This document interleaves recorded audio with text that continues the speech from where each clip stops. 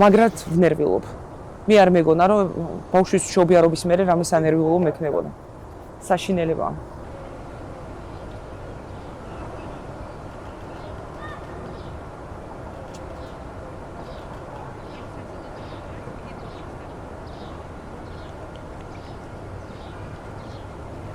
მთელი ჩემი ცხოვრება მიუძღვენ მძაღლებს და მძაღლების სპორტში რაღაც პატარა პირველ ნაბიჯს ვაკეთებ.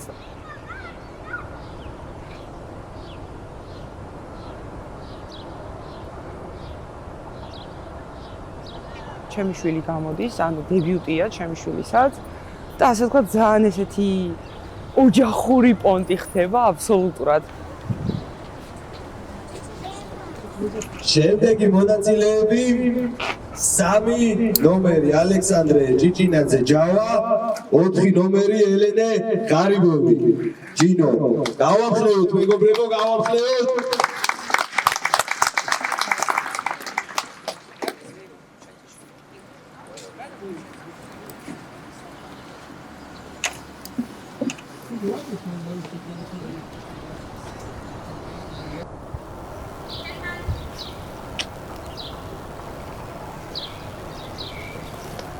Mira. Gogol. არ გაბედო. ხდება ყველაფერი. არ გაბედო ნერვიულობა.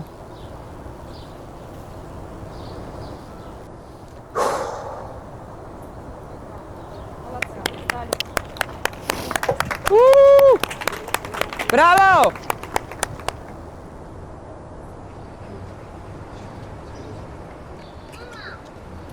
ეს ჩემი უნდა იყოს. იმინა ნახე რა ლამაზია. ხა მიხდება. ხო რა ლამაზია. ხო ლამაზია. ვისი იდეა?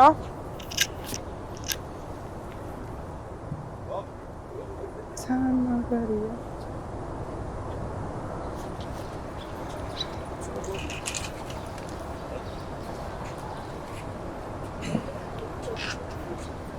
ნუ ნერვიულობ დე.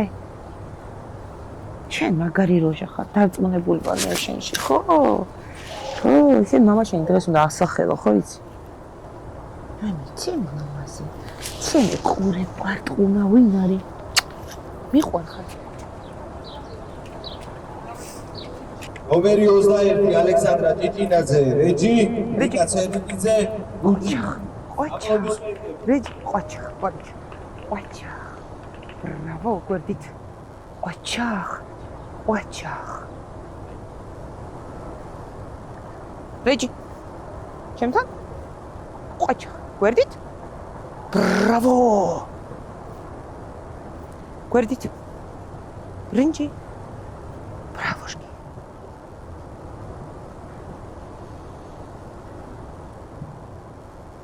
დაწაკი.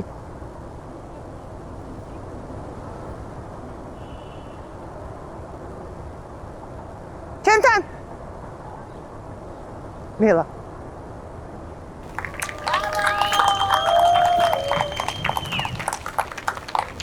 მაგარი ვინარი ჩემი ცხოვრება ვინარი აი ეს ვისია აი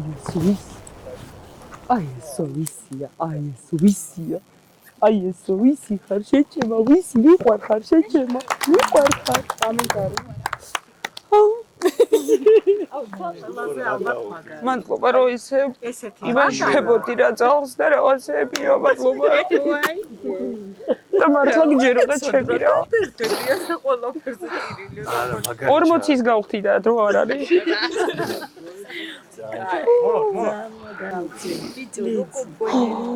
აი მე ჩატარა რა ჩემი რა ქნა ყوارღადაო გემრება ფაი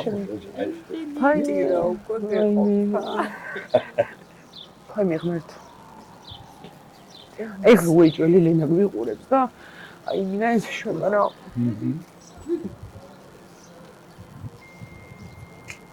მინა ვეჭველი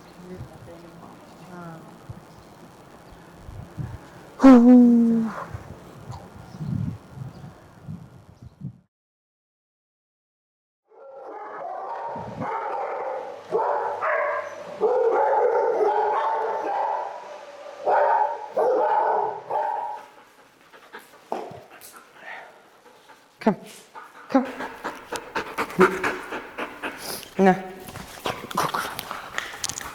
ხო არის ცხოვრება, ხო? 1000 პრობლემა არის. 1000 დარდი, 1000 საფიქრალი. აქ, როდესაც ამოვდივარ ძაღლთან ერთად, ვარსებობთ მხოლოდ მე და ვარსებობთ მხოლოდ ძაღლი. და მთელი სამყარო ქრება.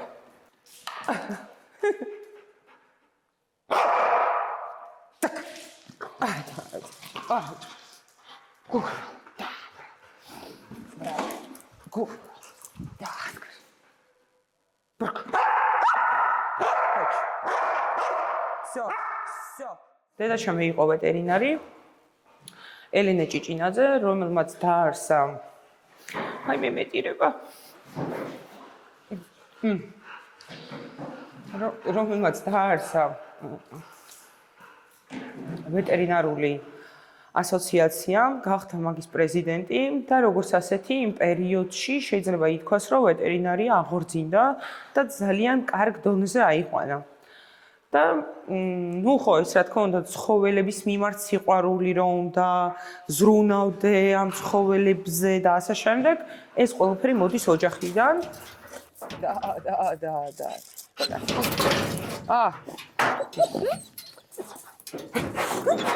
ხო გოგო, ხო, მეც მიყვარს.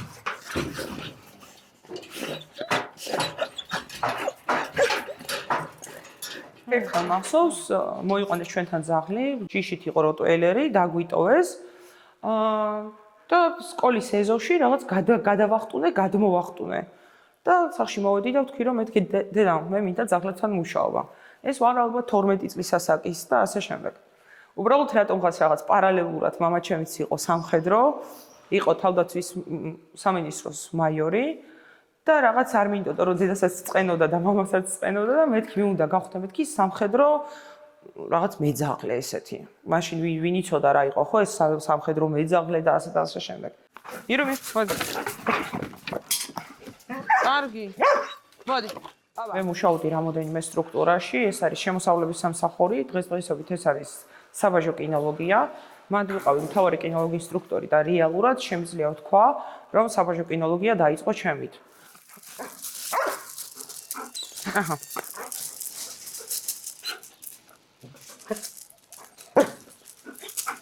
შემდგომში მომიწია ამ სამსახურის დატოვება და უკვე გადავედი, მაშინ იყო პრობაციის კინოლოგია. მან გადავედი, მან სულ სხვა სიტუაცია დამხვდა საერთოდ. ანუ იქ მე უნდა შევსულიყავი ძაღლთან ერთად საკანში, სადაც იჯდნენ მსჯავრდებულნი, თუ მოკლედ მოძალადებთან უნდა შევსულიყავი და ჩემთვის ეს იყო იმდენად სტრესული და საერთოდ ანუ ამ შემთხვევაში მე თუ ძაღლთან ერთად ვოლიერში ვიჯექი, აქ მე ყოველდღიურად მქონდა რაღაც ანუ დეპრესიის მომენტები მქონდა ძალიან. და საკმაოდ ანუ რთული გზა იყო და რთული სამსახური იყო ზოგადად ეგ ჩემთვის.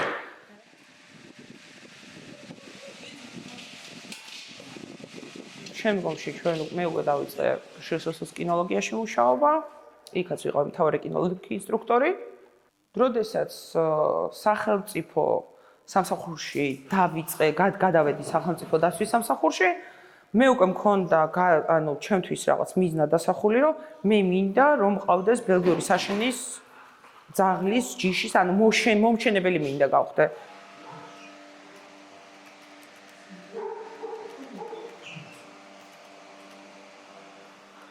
გავიდათ რომ გავიზარდე, გავხდი ვეტერინარი და დღესდღეობით მე ვარ კაპიტანი, ვარ კინოლოგიის ინსტრუქტორი და რაღაც რამოდენიმე დღის უკან მივიღე სამსახურეო ძაღლების IGP-ის მიმართულებით საჯობა. აქედან გამომდინარე შეიძლება ვთქვა, რომ ჩემი ოცნებები სრულდება, ანუ რაღაც dreams come true რა, როგორც ასეთი. ეს არის ჩემი ყველაზე დიდი ფლაგი. არა ისე, რომ შევიდა ხანაში როგორი ხდება. რა თქმა უნდა ეს ყველაფერი ჩემი ოჯახის გამსახურება არის ჩემი პატარა გოგოს დამსახურება არის, იმიტომ რომ მისი შეუპოვრობა, მისი მდგრადობა, მედგრობა, აი გვერდში დგომა, თანადგომა, რომ აი როდესაც მე უკვე ხელებს დაბლავწევდი და რაღაც რო ვიძახდი, რომ აი არა შემილია რაღაც, ის ეძახდა დედა, ჩვენ უნდა ის გავაკეთოთ. და ჩვენ აუცილებლად დგებოდით და მაგას ვაკეთებდით და მე როცა ვუყურებდი, ანუ აქ რო ვუყურებდი ჩემი შვილი როგორც ვარჯიშობდა, პირველად გაიყვანა 3 მალინოა გამოფენაზე 14 წლის ასაკში და ეს იყო ძალიან უდიდესი ფურორი და ჩემმა შვილმა აიყვანა ჩემი საშენის ზაღლები პედესტალზე.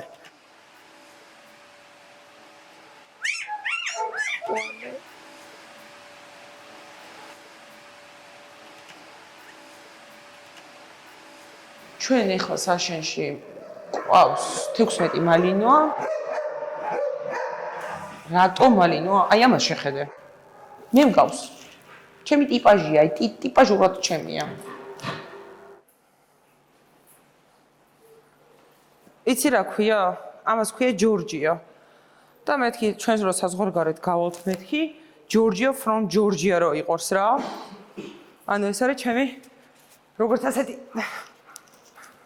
ამოვავალი ვარსკვლავი უკვე არის ნორჩიჩი ჩემპიონი.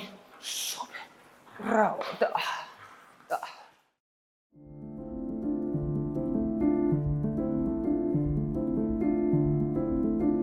როგორც ყველა ადამიანის ალბათ ცხოვრებაში დედა რაღაც მნიშვნელოვან როლს ასრულებს. ნუ ამეტირება.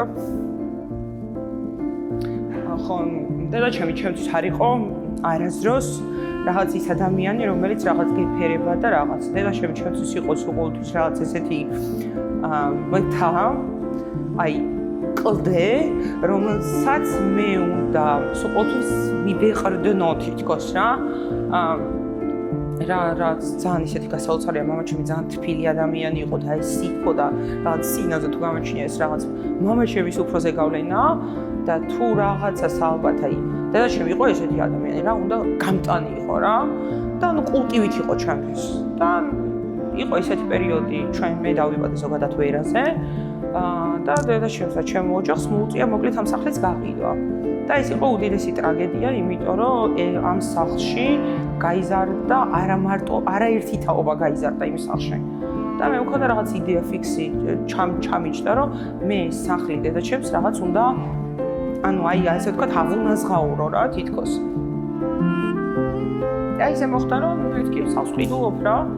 ეხლა როგორ ყიდულობ, რანაირად ყიდულობ, ეხლა არავინ არ იცოდა ეს ყველაფერი რა თქმა უნდა, მე და ჩემი მეუღლე ვიყავით მაშინ და პატარა ბავშვები ყავდნენ. მე დავასრულე იპოთეკა, ჯათვალე რო რაღაც და დედაჩემს ოცნება აუსრულე რა. რაღაც აი ესეთი რაღაცა იყო რა, თითქოს ეს იყო აი ეს პრომისადე რა, ეს დაპირებული მიწა იყო იმ ნატრის და იმ რაღაცა დანაკარგის ჩემი ოჯახის და ნუ აუნაზღაურე რა. აი ესეთი რაღაცა იყო, ესეთი ისტორია მოყვება ბავშვს.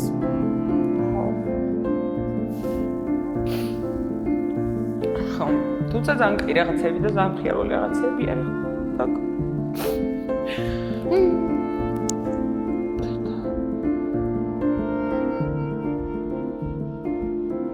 მანამ სანამ მე დედაჩემისგან აღიარება არ მივიღე, მე ჩემ თავს არ ვაღიარებდი, მიუხედავად იმისა, რომ ძალიან წარმატებული კარიერა მქონდა როგორც ასეთი, მაგრამ აი ეს ყველაფერი არაფერი არ იყო.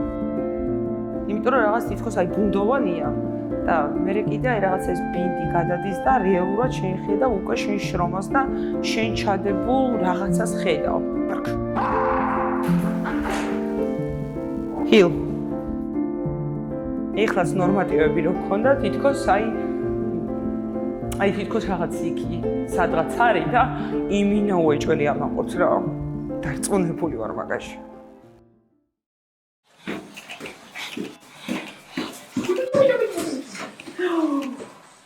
ერთი დღე გავიღვიძე და მესიზმრო რომ ისეთი პატარა ძაღლი რაღაცა უნდა მყავდეს, ჩავსკროლე TikTok-ში და პირველივე ჩასკროლვაზე გამოჩნდა რომ ამას ასხვისებენ. და დავურეკე მაგ ქალბატონს და წამოვიყვანე ლაბუბუ და იმ დღის მერე მე ძალიან გავნაზდი. ხო, თორე ვიქნებოდი მხოლოდ კაპიტანი და კინომონსტრუქტორი. ხოდე. ხო.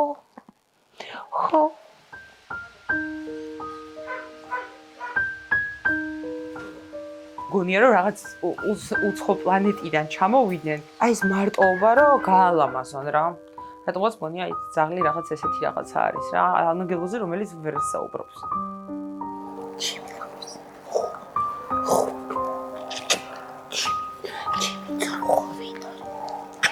ჩემი არასწორი ვინ არის? ჩემი ადამიანი ვინ არის?